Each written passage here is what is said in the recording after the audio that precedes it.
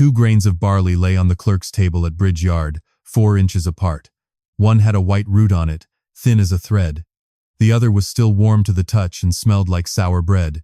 The woman who had carried them in off the floor was 35 years old, and within the hour she was out of work, along with 6 other women whose names nobody wrote down. Somebody in the doorway laughed at her. She had no savings and no husband, and no man who would put his name under hers. She had a malt shovel of worn ash that had belonged to her father. Silas Vane owed her £8 and 8 shillings, and he paid it with a lease on a shut malt house 11 years cold at the edge of Witham. But what Vane did not know was that in the weighing room at Blackwater, in the drawer under the sack scales, there was something that had no business being there. Comment below if you have ever been handed the blame for a decision you were never allowed to make. The smell had come up the stair before 6 that morning. Ellen Rooke was in the steep house with her sleeves wet to the elbow when she caught it, and she went up to the long floor without stopping to dry her arms. 300 sacks of steeped barley had been cast across that floor 4 days earlier, and from the doorway it looked the way a working floor is supposed to look, pale and even and slightly steaming in the lamplight. Along the wall, where the grain thinned out against the brick, the barley had thrown white rootlets no longer than a fingernail, which was exactly what it should have been doing on the 4th day. Ellen walked out to the middle with her father's shovel and pushed the blade down through the bed, and the blade stopped. Grain that is working properly gives way. This did not. It had knitted together into a mat she had to break with her boot, and when she put her bare hand down into the break, the heat came up around her wrist, and she took her hand out again before she meant to. The smell out of the hole was sour, and under the sour there was something sweeter and worse. Peggy Shaw, 42, who had been turning the north end since 4, came down the floor and stood looking at the hole. Susan Carey, who was 29 and had a bad shoulder, stopped at the door and stayed there. "How far does it go?" Peggy said. Ellen worked the shovel in 6 places between the wall and the center and said the numbers out loud so that Peggy would remember them, because there was no book on that floor, and there never had been. Alive at the wall. Alive 4 feet in. Warm at 8. Dead from 12 feet to the middle, and dead all the way across to the other 12. Silas Vane came up at 7:30 with a clerk from Mercer and Shaw named Hollis, who was 26 and had never stood on a germination floor in his life. Vane looked at the broken mat and told Hollis that the parcel had come in bad, that a merchant could only sell what a farmer grew, and that he would carry the loss himself rather than send doubtful malt to a good customer. Then he turned round, in front of Hollis and Peggy and Susan and 2 carters in the doorway, and said that the floor had been under the woman there, and that he had trusted her judgment further than he should have. Ellen did not answer him. She bent down at the wall and picked up 1 grain with the white root on it. She walked to the middle and dug out 1 grain from the dead part, still warm, and she carried the 2 of them downstairs in her closed hand. Ellen Rooke's education had come in the wet heat of a steep house instead of a schoolroom, and it had cost her a scar across the heel of her right hand. Her father was Daniel Rooke, and he had run a small malt house at Rivenhall with 2 floors and 1 kiln and a horse he could not really afford. Ellen swept rootlets there before she was 9 and opened and shut the shutters at his word, long before she understood why the word changed with the wind. He lost the place the way small men lose places, by taking barley on credit from Silas Vane for 3 seasons, and finding in the 4th that the price of the credit was the malt house. On the morning the fixtures were sold, he took his own shovel out of the store before the auctioneer's man could tag it, and he gave it to Ellen in the yard, and he said one thing to her. "Grain will tell you before a man will." Then he went and worked for Vane at Bridge Yard for 6 years, and died 9 years ago in the room over the baker's, and Ellen went on working the same floors he had worked, at 9 shillings a week, doing a job that Vane never gave a name to. She kept her own tallies, and that habit came from Rivenhall too, from a week when the ledger in the office had said one thing about a floor, and Ellen's eyes had said another, and the ledger had won. After that she carried a penny notebook in her apron and wrote down what she cast, where she cast it, what the weather did, and when the grain wanted turning. Nobody at Bridge Yard knew she had it, because a woman writing in an apron pocket looks like a woman counting sacks. She went to the office at 9 and asked to see 2 things. The steep book, which would show how much barley had gone into water and when, and the receiving tallies from the weighbridge, which would show how many sacks had come in off the farms. Vane was at the desk with his hat still on. He said the books were the company's business, that a floor hand asking after the weighbridge looked like a floor hand building an excuse, and that there would be no more work at Bridge Yard for the women on that floor. 7 of them went out of the gate that day. Peggy Shaw had 11 years there, and Susan Carey had 5. Ellen had 14 weeks of wages standing unpaid, because Vane paid the floor women in arrears whenever a large order was running, and he had been running large orders since July. £8 and 8 shillings. She had asked for it twice in August, and been told to wait until the brewery settled. By the end of that week he had told the corn dealer at Kelvedon that the barley had been weak in the sample, which was not true. The settlement was 3 weeks later, in the front room of a solicitor named Croft, who was 62 and kept his fire too high.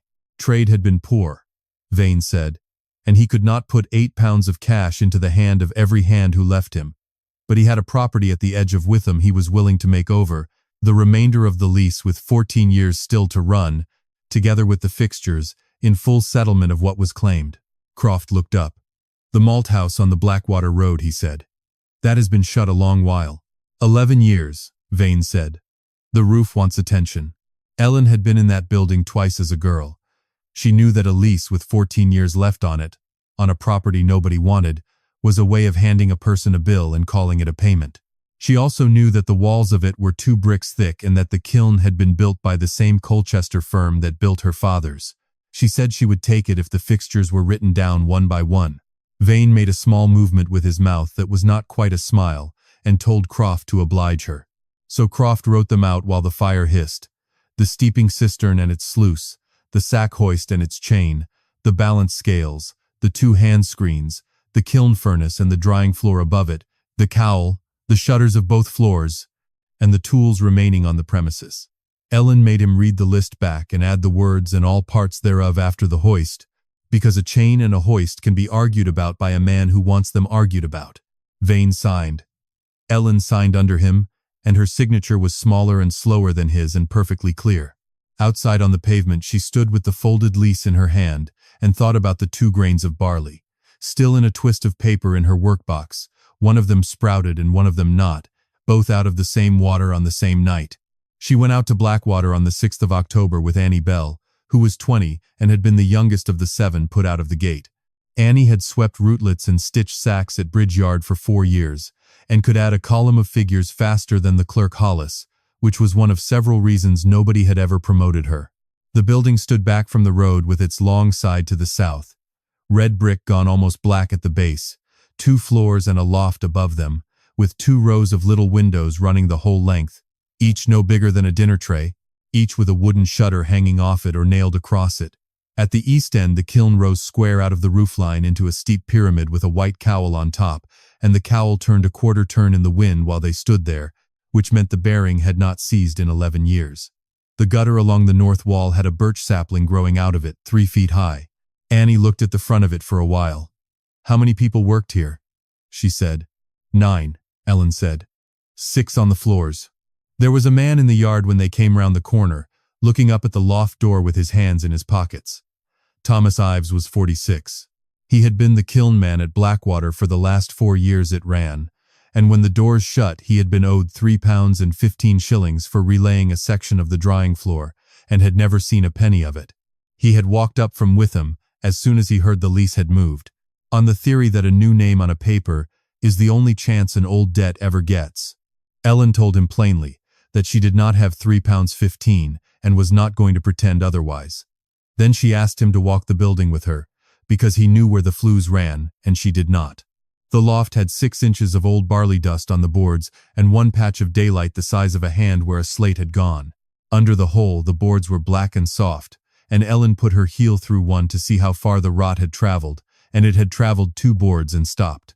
The steep was a stone cistern sunk into the floor below, big enough to take a good many sacks under water at once. The sluice handle would not move at all, and the drain at the bottom was packed solid with The 2 germination floors ran off the middle of the building, one above the other, long and low and paved smooth, each with its own row of shuttered windows. 7 shutters were nailed shut with laths across them, and 4 had lost their hinges. In 3 places the seams of the floor had opened, and 1 crack ran 9 feet along the fall of the drainage, which meant water would sit in it instead of running off.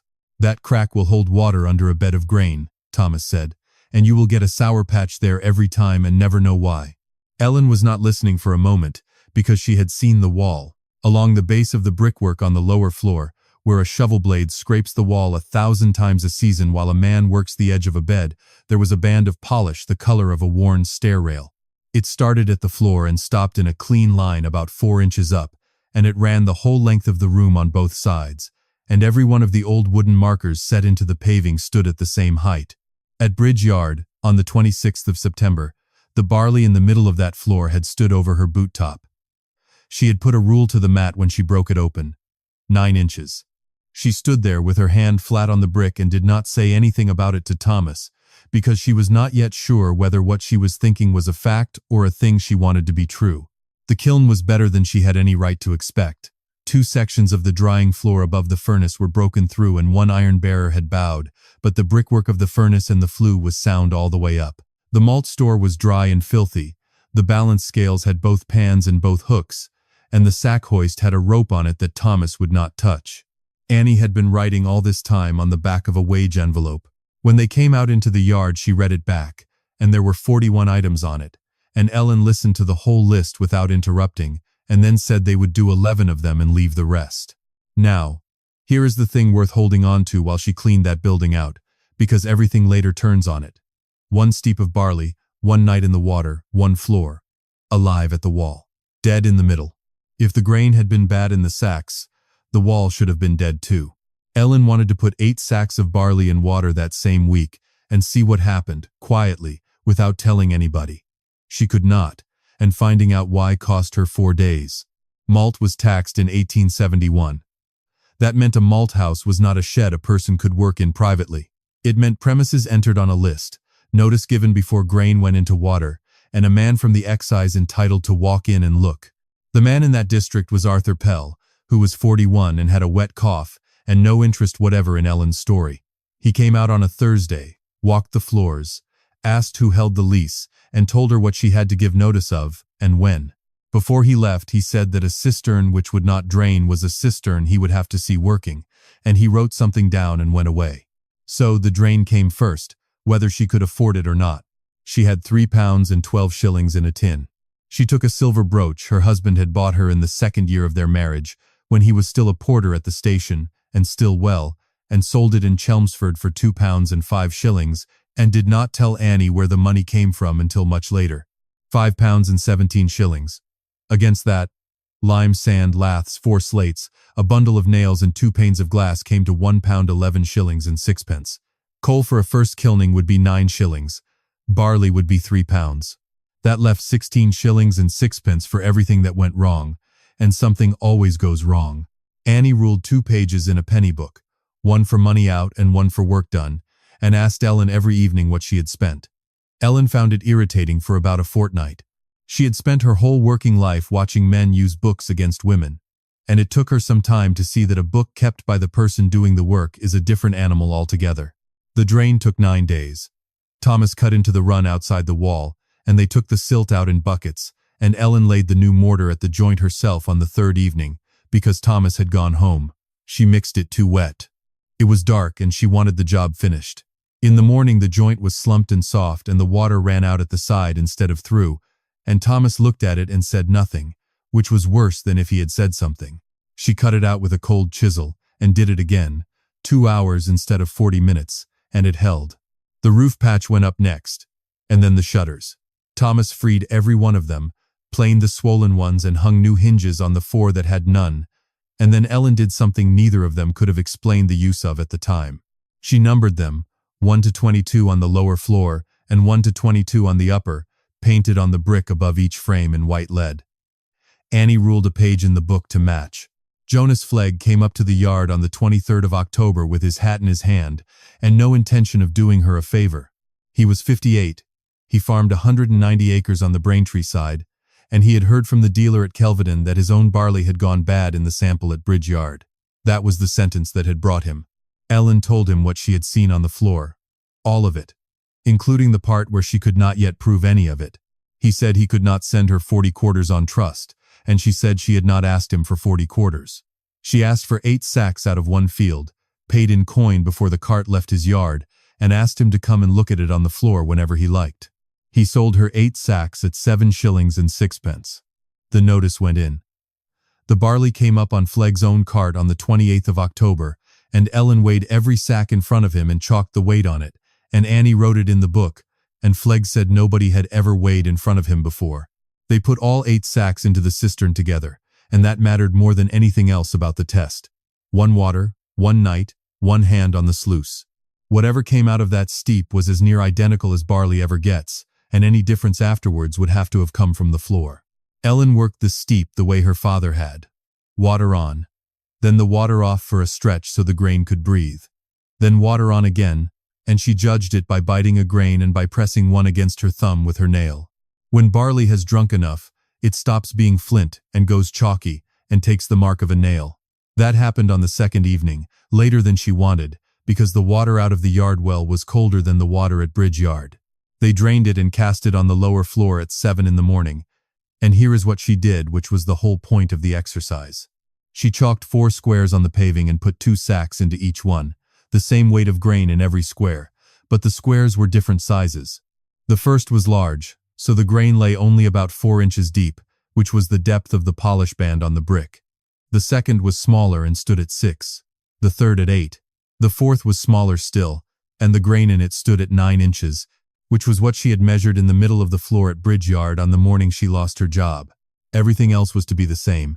Same turns, same hours, same shutters, same water. Annie kept the page. Time of every turn. Which shutters open, by number. Wind from where. What the grain did. For 2 days nothing interesting happened, which is what a floor is supposed to do. The rootlets came through on all 4 squares, a white point at first, then 2, then a little brush of them. On the 3rd afternoon, Ellen put her hand into square 4 and took it out again. It had not gone as far as Bridge Yard, but there was a warmth in the middle of it that was not in the others, and the shovel found a slight stickiness part way down, the beginning of that knitting together which ends as a mat. She had Annie write the hour. Then she took square 4 apart, spread it over the empty end of the floor until it lay no deeper than the first square, and turned it twice, and by evening the heat had gone out of it, and the roots had come loose again. Square 3 ran warm on the 4th day and wanted turning twice as often as the others. Square 1, the shallow one, did the opposite. It dried at the edges and the roots went slow, and she had to damp it and shut 2 windows on the weather side to keep any warmth in it at all. Squares 2 and 3 came along evenly and smelled the way a good floor smells, which is like a cucumber and fresh bread standing in the same room. Jonas Flegg came on the 5th day on his way back from Witham Market and put his hand down through all 4 squares, one after the other, without being asked. He stood a long while over square 4, which had by then been spread thin and was doing perfectly well. "That is my barley," he said. "That is your barley in 4 different rooms," Ellen said. It was never the sacks. Thomas had spent that week on the kiln. 2 sections of the drying floor over the furnace were gone and there was no money for new tiles, so he took up sound tiles from the far corner where the heat is always weakest, laid them into the gaps, and bricked the corner up and gave up the use of it. That is how a repair gets done when there are 16 shillings in the tin. They argued twice on the day of the first kilning, and each of them was right once. Thomas wanted to build the fire up in the afternoon to shorten the job. Ellen would not let him. Green malt going onto a hot floor takes color before the water is out of it, and there is no way back from that. She kept the fire low and long, and it took 11 hours longer than he wanted. But she had meant to load all 8 sacks onto the drying floor in one go, and Thomas told her flat that the floor would not carry that depth evenly with one corner bricked up, and that the middle would be dry while the near edge was still wet. She thought about it and did it in 2 loads. He had spent 11 years over that furnace. She had not. 11 sacks of pale malt came off the kiln. They screened the rootlets off, rested it in the store, and Ellen sat on an upturned bucket and chewed a handful of it for a long time. She wrote to Mercer and Shaw at Chelmsford on the 8th of November, and she said nothing in the letter about Bridge Yard or about being owed money, because she had decided that a buyer who is asked for justice will give you sympathy, which does not pay for coal. Edmund Mercer came out on the 11th. He was 52, heavy through the chest, and had bought malt for 30 years. He did not look at the building. He went to the store, took a double handful out of 3 separate sacks, bit grains, broke them across with his thumbnail, and put his nose into the sack and stayed there. "Whose barley?" he said. "Flegg. At Blackwater End. 1 field. There are the weights." He read Annie's page for longer than he had looked at the malt. Then he said he would take the 11 sacks at 12 shillings, and counted 6 pounds and 12 shillings into her hand out of a leather pouch. And Ellen felt the weight of it and thought, that is the drain, the roof, the glass, the coal and the barley, and about 30 shillings over. Then he said no. You have a sound small parcel, he said. That tells me your barley was alive, and that whoever said otherwise was mistaken or lying, and I will say so if I am asked. It does not tell me you can do it again. A brewery cannot buy a good week. Bring me 3 lots, out of 3 different weeks and 3 different farms, each one even within itself, none of them tasting of the fire, each one delivered on the day you said it would be. Then we will talk about a contract. He put his hat on. At the cart, he turned round and said one more thing, and it was the sentence Ellen thought about for the rest of the winter. Most people fail me on the third one. The cold came in the last week of November, a dry wind out of the northeast that went on for 9 days. Ellen bought 18 sacks, 12 from Flegg and 6 from a farmer at Rivenhall named Amos Tyrrell, who was 60 and had known her father, at 7 shillings and 6 the sack. 6 pounds and 15 shillings, which was almost everything Mercer had paid her. She steeped it, and she cast it thin. 4 inches everywhere, the depth of the polish on the brick, right down the lower floor and 11 feet up the upper one, because in her mind the thing that had killed 300 sacks was depth, and the answer to depth was to have as little of it as possible. She would not let anyone else make a decision on that floor. Annie asked twice to be given the north end, and Ellen said she would see to it herself. She was on the floors at 4 in the morning and again at 10 at night. And on the second night she came down from the upper floor at 11:30 and went home and slept in her clothes. Shutters 8, 10, and 12 on the north side of the lower floor stayed open all that night. She had opened them at 8 in the evening because the middle of the room felt close to her, and she had meant to come back. The wind got up after midnight. In the morning the strip of floor under those 3 windows was cold to the hand, and the roots on it had barely moved since the day before, little white stubs going nowhere, while 8 feet away, the grain was ahead of it by the best part of a day.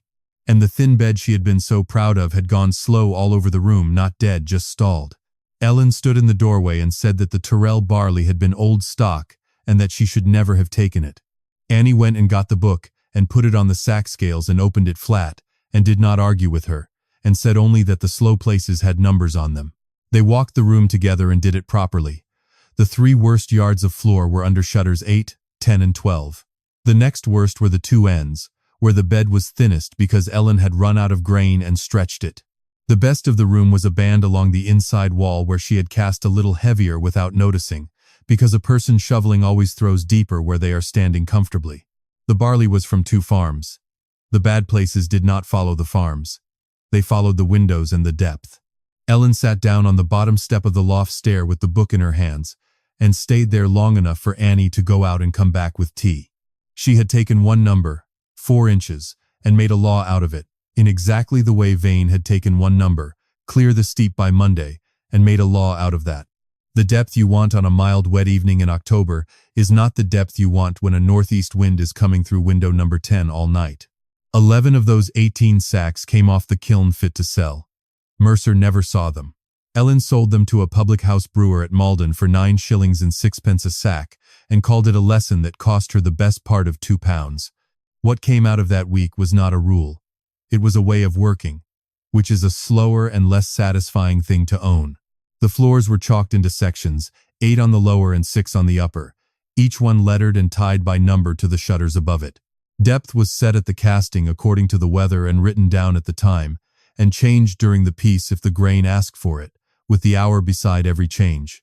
Ellen taught Annie to read a bed by hand, standing over her, making her say what she felt before Ellen would tell her whether she was right.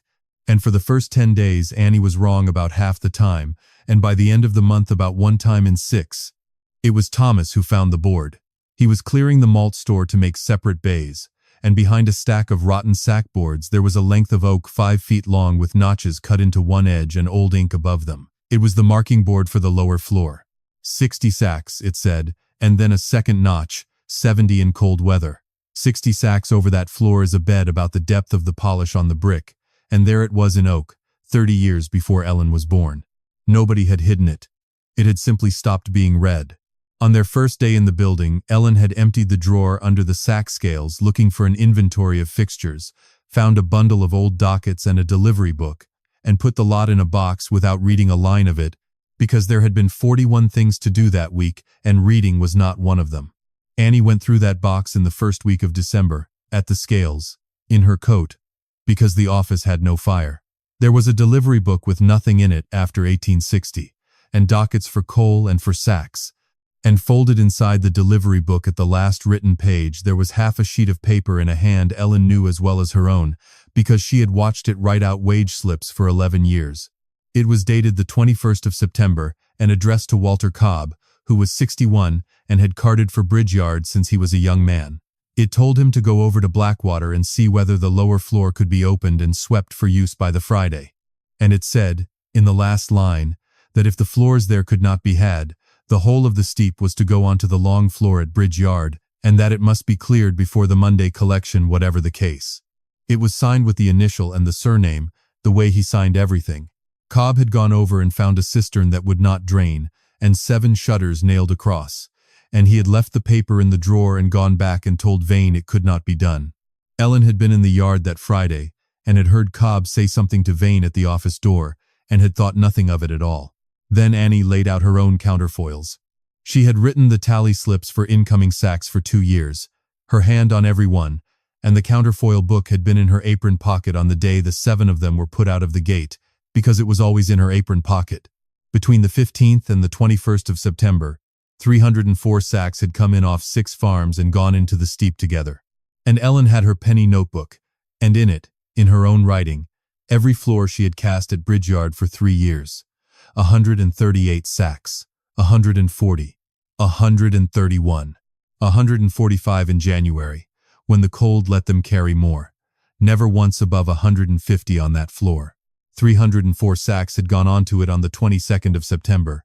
Ellen laid the 4 papers out on the scale table in the order they mattered, and she was not triumphant about it because the arithmetic in front of her was the reason Peggy Shaw was doing washing at Chipping Hill for 6 shillings a week. He cannot say the barley was bad twice with this on the table, Annie said. He can say what he likes, Ellen said. A man with a brewery behind him can say anything for about a year. What he cannot do is make my malt for me. Vane came out to Blackwater on the 9th of December in a hired gig, and he was perfectly civil for 11 minutes. He said he had heard she had made a little malt, and that he was glad of it, and that the trade was harder than she knew and a small house could not carry a bad season. Then he offered her £30 for the remainder of the lease, cash, before Christmas. Ellen said no, and did not explain why, and Vane stood in the yard a moment longer than he needed to, looking through the open door at 22 white numbers painted over 22 shutters, and at Annie coming down the length of the floor with a book under her arm calling out a letter and an hour to Peggy Shaw. He said good afternoon and got back into the gig. Within 9 days, the corn dealer at Kelvedon, who in November had been willing to let her have 20 sacks on a month's credit, was very sorry and could not this quarter. Ezra Fison, the coal merchant, who was 55 and had a bad leg and no interest in anybody's quarrel, said he would keep delivering but it would be cash on the cart at 19 shillings the ton, and he said it without looking at her, which told her where the instruction had come from. And a letter went from Bridge Yard to Chelmsford saying that the malt Mr. Mercer had lately bought at Witham was a picked parcel out of one field, that the woman had no capacity, no capital and no consistent supply, and that Mercer and Shaw would be ill-served by encouraging her. Mercer sent that letter on to Ellen with 3 words written across the top of it in pencil. 3 lots still. So they built the thing that could run without Ellen standing in the middle of it, which took the rest of December and was mostly unglamorous. Annie owned the batch book. She called the turns by section letter an hour, and she called them at Ellen as well as at everybody else, and twice that month Ellen went to the floor because Annie told her to. Peggy Shaw came back at 11 shillings a week, 2 shillings more than Vane had ever paid her, and her name went into a wage book with the date and the amount and a line for her mark. Susan Carey came back on the same terms and took the upper floor. Each of them owned their own sections and their own shutters, and they were not to wait for Ellen to tell them the wind had changed. Thomas owned the kiln, the furnace, the flue, the hoist, and every repair on the property, and could refuse to fire or lift anything he thought unsafe. He could not move a basket of green malt off the floor until Ellen had put her hand in it and said it was ready. They wrote both halves down because a thing that is only understood gets forgotten in a hurry when everybody is tired. Barley came in staged parcels from 3 farms. Jonas Flegg brought in Amos Turrell, and later a young tenant named Isaac Doe who farmed 80 acres and wanted paying in 8 days, and Ellen paid all 3 of them in 8 days, or told them beforehand that she could not. The rootlets off the kiln went to Reuben Sad, who kept pigs at Chipping Hill, at 3 shillings and 6 pence a sack, and that winter the pig money paid for the coal more than once. The first lot under the new arrangement was 51 sacks off Turrell's land, cast at 5 inches in a mild fortnight and delivered to Chelmsford on the day Ellen had named. The second was 52 sacks off Flegg's, better than the first, and Ellen took 9 sacks of it out and would not sell them. They came off the far end of the upper floor, where the section had run cool for a day and a half in the middle of the piece and never quite caught up. The malt was not bad. Ground between finger and thumb, most of it was near enough. Annie said carefully that 9 sacks was £3 and that they were paying Fison in cash. Ellen put them in the far bay under a board chalked short, Lot 2, upper F and G, and wrote it in the book, and the 9 sacks sat there where anybody who came into that store could see them.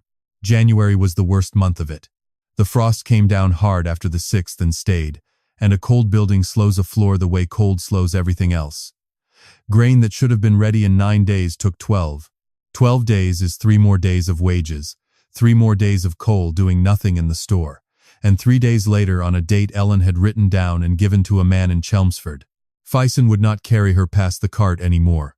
Cash on delivery, 19 shillings the ton, and Blackwater burned about 1.5 tons to bring a lot off the kiln.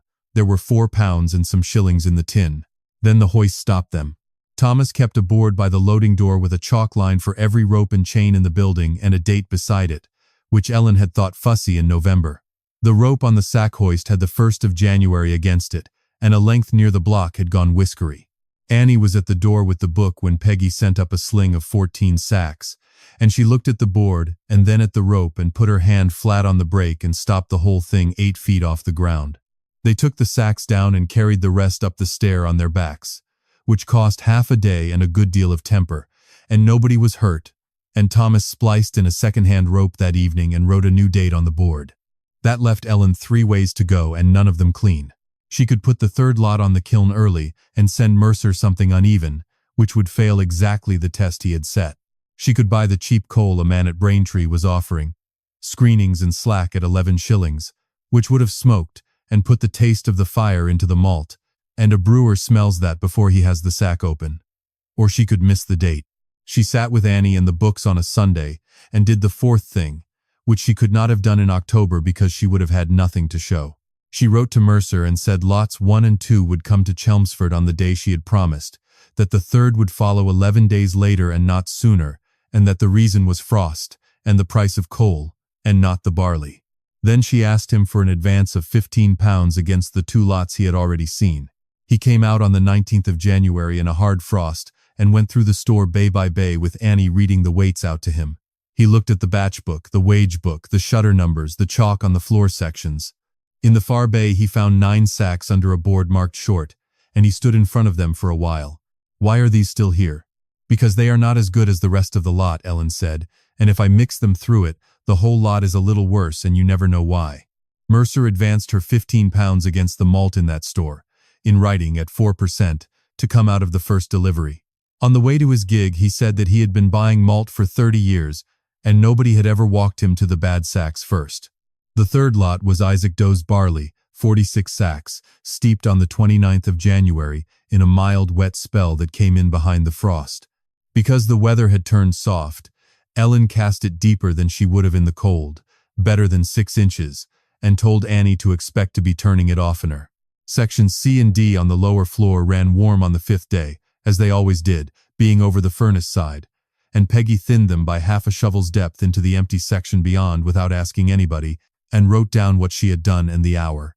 That was the moment Ellen knew the thing would hold together without her. On the 7th day, Ellen went down the whole floor and bit a grain in every section. The root was about the length of the grain itself, and the inside, pressed out on her thumb, was soft all the way through and marked like chalk. She told Thomas he could have it. It went up in 2 loads over 2 days and came off pale and clean with no more smell of the fire in it than there is in a loaf. They let it cool, screened the rootlets off, weighed every sack and chalked the weight on it, and marked the 3 lots with the farm, the week, the floor sections, and the initials of the women who had worked them. 51 sacks, 52, and 41. Annie made a card for each lot, and a copy for herself. Vane's last letter reached Chelmsford before the carts did. It said the Witham malt was made from selected barley bought for the purpose, that no such quality could be had from that house twice running, and that his own supply arrangement had never yet failed them. Mercer wrote back to both of them on the same day and named a date. He would inspect the 3 lots side by side, run them through the brewhouse himself, and any man who had an opinion about the malt was welcome to come and hold it in the room. On the 21st of February there were 9 people in the yard at Mercer and Shaw. Ellen, Annie, and Thomas. Jonas Flegg and Amos Tyrrell, who had both come without being asked. Hollis the clerk, older by 5 months and quieter, 2 of the brewery's own men. And Silas Vane, in the same dark coat, with his hands behind him. Mercer had the 3 lots opened. He went into each one, bit, broke the grains across, rubbed them out on his palm, held them up in the light of the door, and put his face into the sacks. Then his men mashed a measure out of each of the 3 in the brewery's own tun, one after another, with the same water and the same handling, while everybody stood about in the cold and said very little. It takes as long as it takes. The 3rd came off the same as the first 2, near enough that Mercer's head brewer looked at the numbers on his board twice. Vane said that any house could pick a parcel. Jonas Flegg said that lots 1 and 3 were off ordinary fields of his and of Isaac Doe's, and that lot 2 had come off 11 acres at Rivenhall that had been under Barley 9 years running, and that if that was selected Barley, he would like to know who had done the selecting, because it had certainly not been him. Annie put her cards on the table with the weights, the dates, the sections, and the names. And Ellen took out the half-sheet in Vane's hand, dated the 21st of September, and laid it beside Annie's counterfoils for 304 sacks, and beside her own notebook showing what that floor at Bridge Yard had carried every month for 3 years. She said what each of the 3 papers was, and then she stopped talking. Mercer read them, and read the note twice. Then he put it down and said the papers explained what had happened at Bridge Yard in September, and that he was sorry to have had any part in repeating it, but that they were not the reason he was giving Blackwater the order. The reason is in the tune, he said.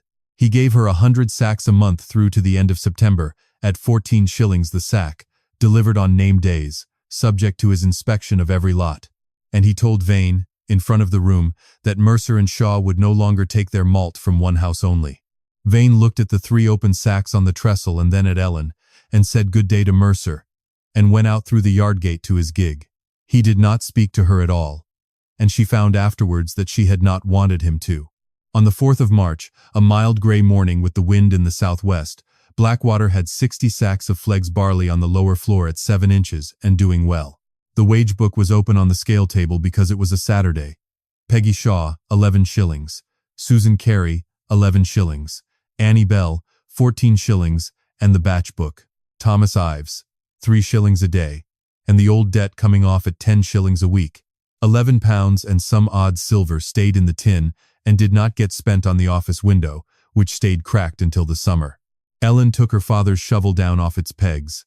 The blade was worn thin and hollow on one side from a man who had shoveled left-handed for 40 years, and the shallow marks along the edge were nothing but the tracks of 10,000 ordinary floors cast at an ordinary depth. She gave it to Annie, handle first, for the 8 o'clock turn. Then she put the batch book down on the scale table beside it. Take both, she said. A hand will tell you before anybody else does. But a hand is only yours. This is what stops a man standing in a yard telling 7 women that they were wrong. Annie went down the floor with the shovel over her shoulder, calling the sections, and Peggy answered her from the far end. Ellen Rooke had been 35 years old and owed 8 pounds and 8 shillings when Silas Vane handed her a shut building instead of her wages, in front of a solicitor who kept his fire too high, and she never did see that money.